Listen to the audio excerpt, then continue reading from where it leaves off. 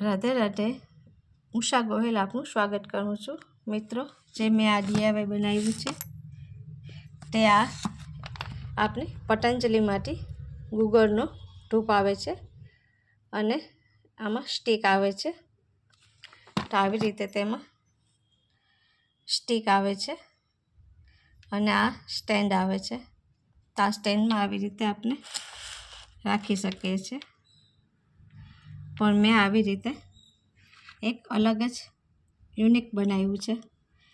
તો આ બાલદી છે સોનાની અને મેં ગોલ્ડ આમાં નોર્મલ ગોલ્ડ કલર કર્યો છે।